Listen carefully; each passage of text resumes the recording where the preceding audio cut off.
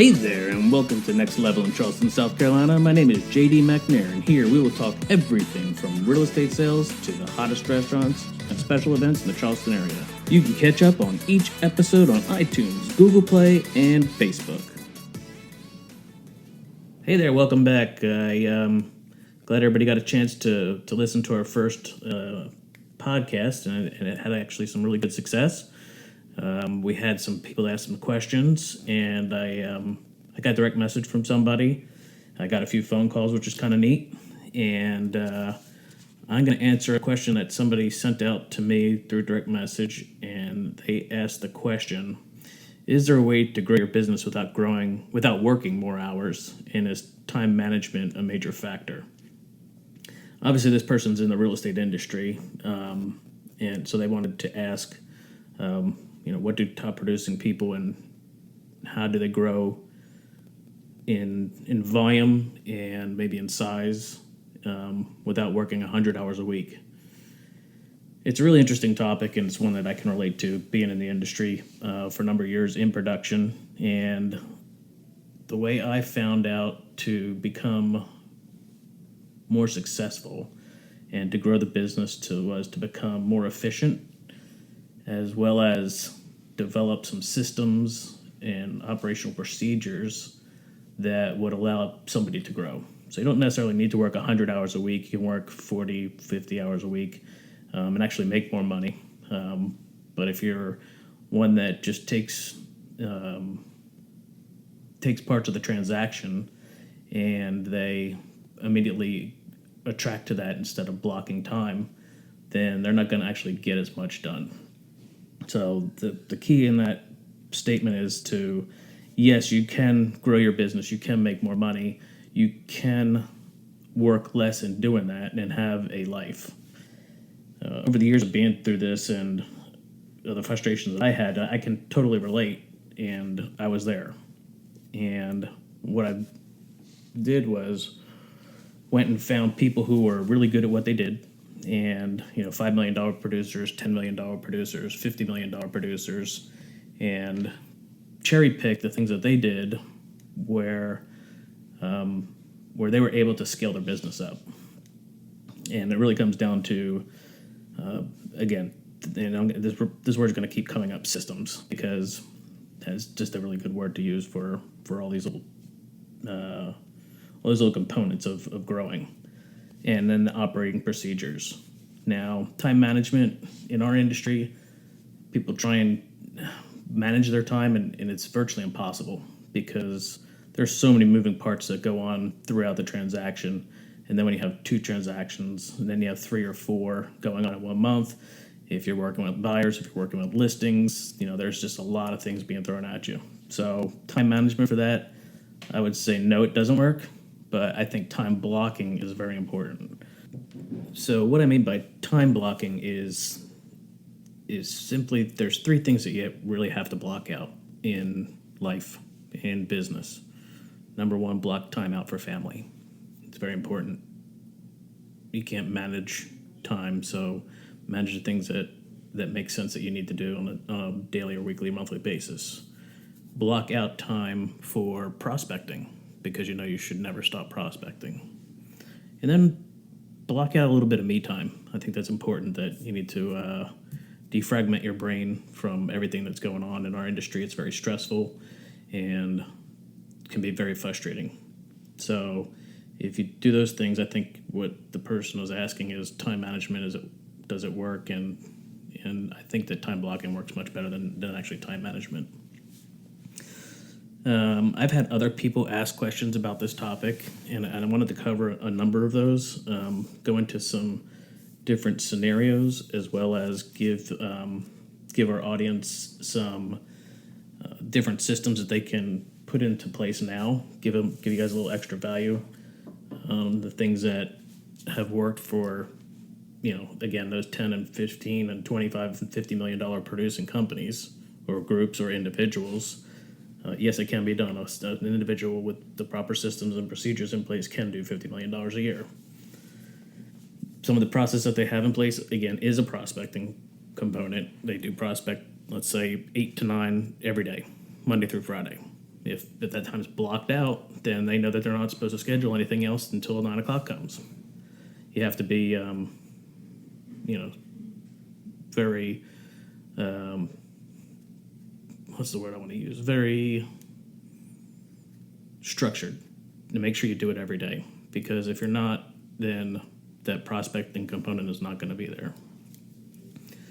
I was in that position where, and I think we've all been on this before, we call it the real estate roller coaster. Businesses, you're working the clients, you're working the leads, and all of a sudden you start getting contracts and you start getting closings going, and you get to the point where you're really busy and you forget to do that prospecting. So you mentally and physically have taken it out of your time blocking. And then and rightfully so, you're busy. So you have to do those things to keep yourself active, and you have to do that stuff to make sure that the transaction is closed. So I get that. But the thing with the prospecting is, and we all been there, as soon as you get to the point where those 4 or 5 deals have closed for the month, or 6 deals or 10 deals, and you see that dip, the dip is because you stopped prospecting. And I can pinpoint it back to myself, people I've coached, people that have worked in our office. I can pinpoint it back to helping other people, helping friends that have said, how do you get out of that? Is it a slump? Is it the time of the year? Is it the weather? Is it the election season? And the answer is no. No, it's the prospecting has been missing. So what I did is I developed this thing that worked for me. I called it the 8-point system. And I'm going to go ahead and share that. If anybody is interested in getting my 8-point system, it's no cost. I'll be happy to email it to you. Just send me an email with your information, and it's all in digital format. But what I did is I developed my 8-point system 9 or 10 years ago, because I got that frustration of the roller coaster. And what I did is I took the things that I like to do in my prospecting. Did I email somebody? Did I call them? Did I text them? Did I mail out something to them? Did I pop in and say hello? Did I do a pop by to their house? Those are the activities that we all know that we should be doing. I can't tell you the last time I popped by somebody's house, but I should be if I'm trying to gain some more business, because you forget that stuff for 2 or 3 years, and those people might not they'll forget you and not remember who you are. So if you take those things and you write them across the top of this chart that I have, that I'll provide to you. And I don't care if it's emails and you don't like emails and you like to do for sale by owners, or if you like expireds, it's the same thing. It's the actual contact number that you have to stay consistent with. And your objective is to get 8 points a day. And that's why we call it the 8-point system, obviously. And once you get 8 points a day, you're going to start seeing those activities turn into appointments. And if you get the appointments, then is the appointment going to show up? And after that, do you write up an offer? So you'll see going through the system that the 8-point deal is you'll be making these contacts, and about 3 weeks down the road, you'll see where those contacts are turning into appointments. And those appointments are turning people to show up, and then turning into written offers and contracts.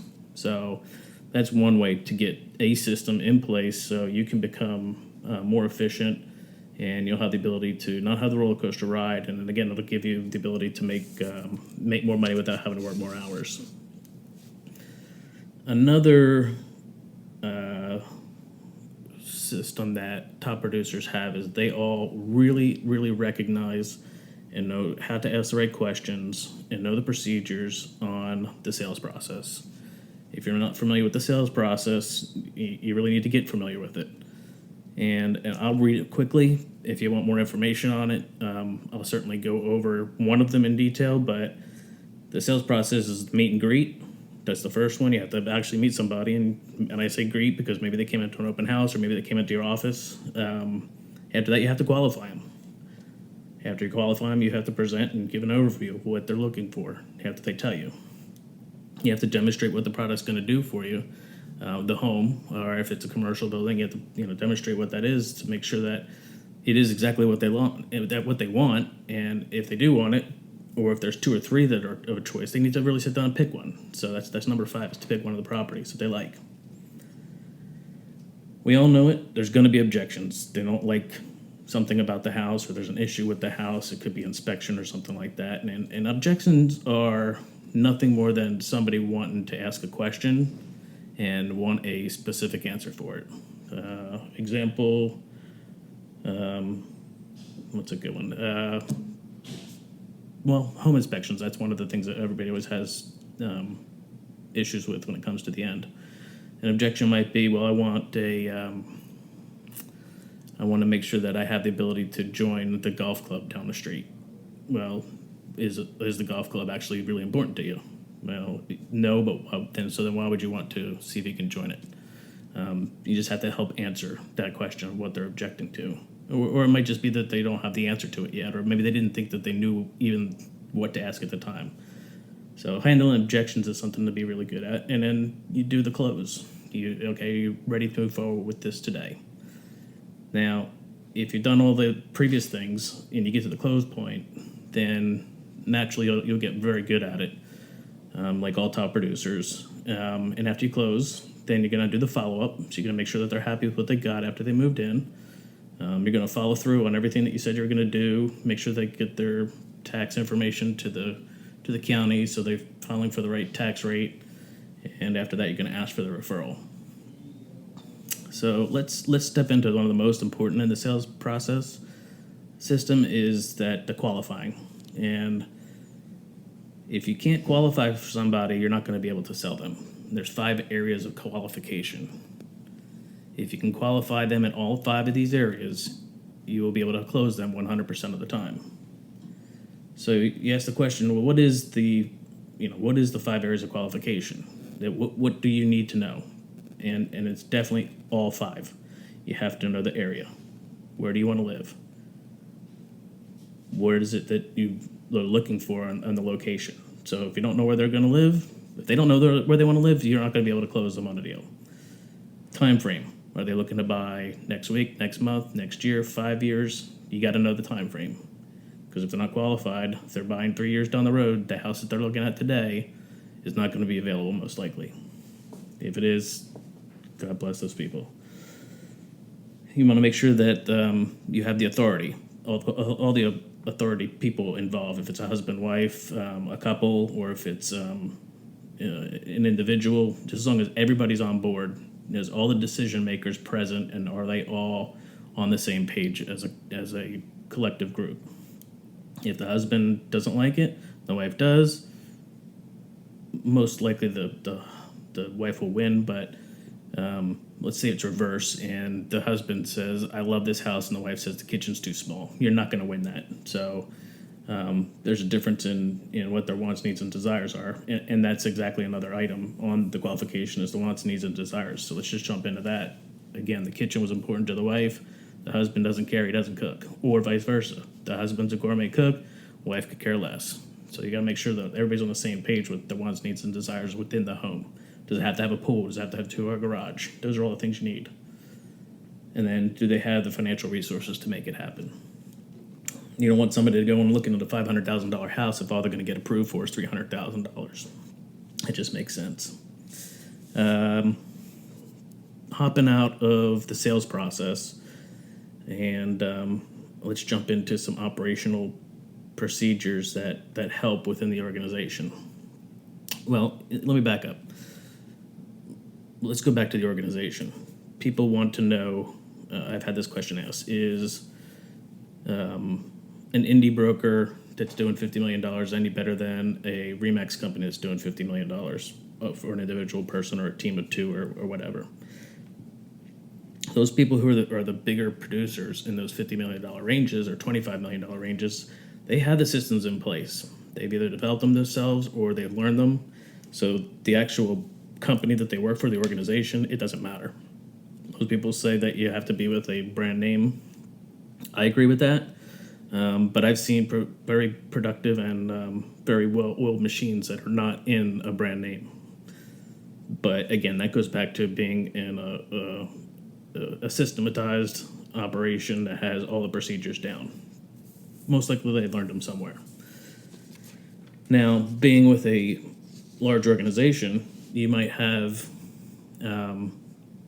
a Remax or a Century 21 or a Better Homes and Garden, whatever the company is, if you compare one against the other, or even two of the same brand, if one's running like clockwork and the other one is pulling everything from the hip and they don't have an organizational plan in place, then the one that has the oiled machine is obviously going to do better. So in that particular case, yes, the brand does matter, and that's most likely what you're trying to get. Again, to make yourselves grow more and be more efficient. Utilize the resources that the company has to offer you. In our office, we use some software called SkySlope, and there's another one out there called Dotloop, which is really good. If you're not utilizing those, I would suggest utilizing some type of transaction management, and hopefully have a transaction manager in the office or one that you can outsource to, because you don't want to be chasing paperwork 8 hours a week for your transactions to close. Use that process that they have to get a transaction done for you, so you can be out there selling more stuff. You can be paying somebody $10 or $15 an hour to do the paperwork for you, or you can do it yourself, and then you become the person that's the $15 admin. And doing it that way, you're now hurting yourself, so you're not utilizing and becoming efficient to be making those big dollar per hour sales.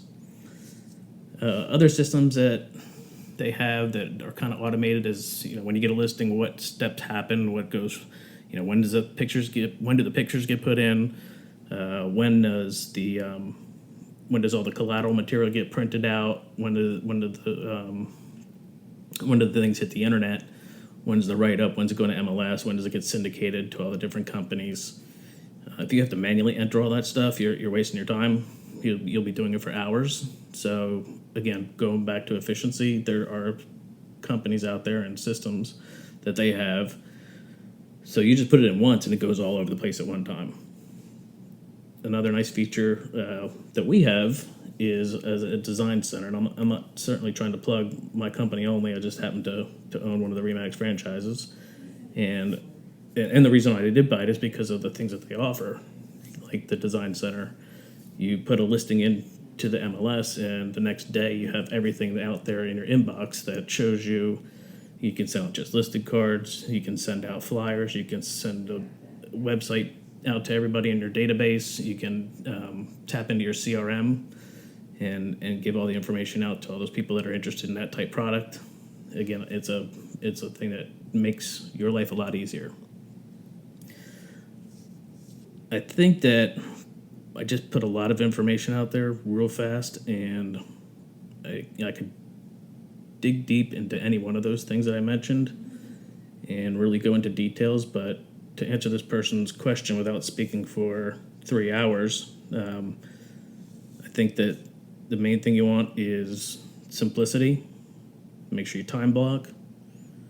Make sure you have the ability to get your transaction closed without having to do everything yourself. Make sure that you have all the marketing materials readily available, hopefully pre-done in templates, depending on what company you work for. Have a plan for open houses, something we didn't even talk about. I'll do it on another episode. But open houses are huge. If you have a system for sale by owners, there's a good one out there. If you have something for expireds, if your market actually has expireds, ours doesn't. We maybe have 10 a day, 12 a day. So there isn't really a need for that. Some people do it, but there's not a need here. Your market is different in where you're from. So if you have 100 expireds a day, then there's a great way to attack those people. And I don't mean physically attack them. I mean, send them out information and get in touch with them and see how you can help them sell their home. So I hope you enjoyed everything I had to say today. If you have questions, please comment and leave some remarks down below. Share, subscribe, tell your friends. If you're interested in that 8-point system that I have, again, I've given it to everybody for free, and anybody who's ever used it has been successful using it, has grown their business. And if you ever have a need for something else to be talked about, let me know. We'll be happy to help you out. Thank you. Well, that's it for today, folks. Join us in 2 weeks for another episode of Next Level in Charleston, right here on iTunes and Google Play.